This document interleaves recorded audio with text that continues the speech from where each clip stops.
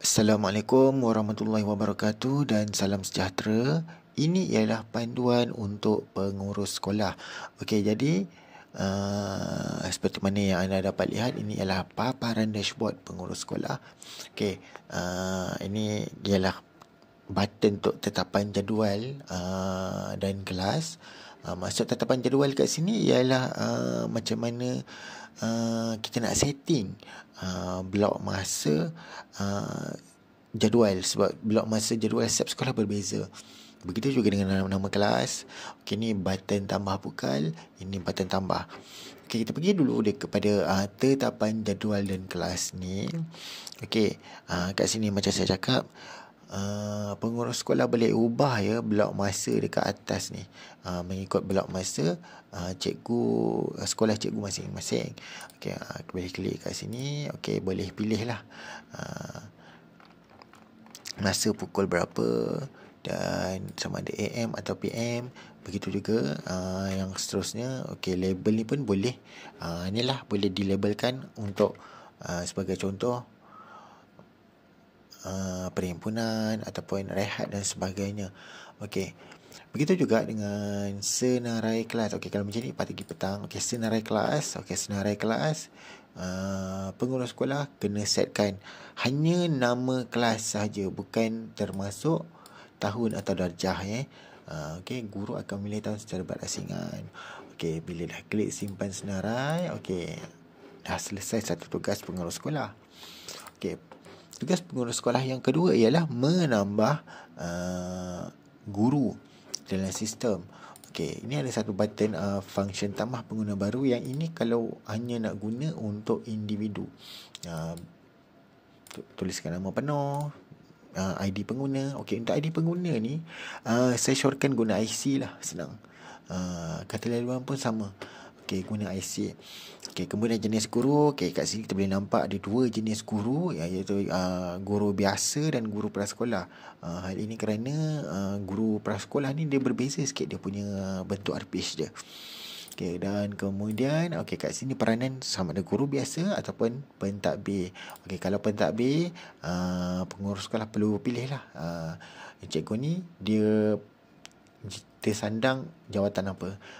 Kalau jawatan tu dah disandang dalam sekolah tu, okey, kalau kita tengok sudah berwarna kelabu lah dan tidak boleh dipilih. Sekarang yang boleh pilih penolong kanan dan kurikulum dan penolong kanan petang. Okey, bila dah siap semua ni, boleh klik simpan pengguna ataupun boleh guna function tambah pukal. Okey, kat sini muat, tekan dulu template dia. Okey, kemudian kalau tengok kat sini, kena masukkanlah nama penuh, ID pengguna, kata laluan. Yang kat atas ni jangan padam. Setting bermula dengan yang ni lah. Okey, kemudian bila dah tulis nama penuh, IC dan juga IC, ini saya syorkan lah tadi IC, pastikan format save dia dalam ni ya, CSV, comma delimited. Kemudian tekan save. Okey, kemudian choose file. Okey, pilih file yang anda save tadi. Kemudian klik open dan dia akan keluar lah kat sini nama-nama apa semua. Kemudian klik proses data. Okey, itu dia proses data. Okay, nanti dia akan keluar lah. Dan okey, ini ialah function. Okey, macam tadi yang akan keluar nanti guru biasa kan. Okey, ini ialah function pengurus sekolah yang ketiga. Dia boleh, bila klik kat sini, okey, dia akan tukar jenis guru. Tukar jenis guru, sama ada nak ke guru biasa atau guru prasekolah. Tukar ke guru, ini tukar ke guru biasa lah, kalau kita guna jawatan pentadbir. Tapi kalau kita pilih guru biasa, dia akan keluar lantik pentadbir. Nak lantik yang mana. Okey, dan juga reset kata laluan. Okey, ini ialah function untuk pengurus sekolah. Dan pengurus sekolah juga ada satu lagi function dia, iaitu kalau tengok butang kat sini, butang bersarakan guru.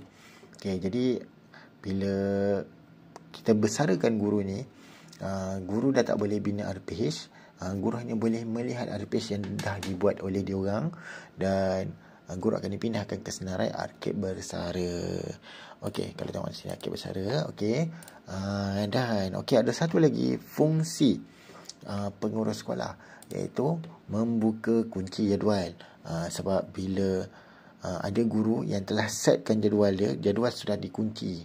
Okey, jadi kemungkinan kalau ada perubahan jadual, jadi guru kena mohon daripada pengurus sekolah untuk buka kunci jadual. Okey, itu sahaja panduan pengurus sekolah. Terima kasih.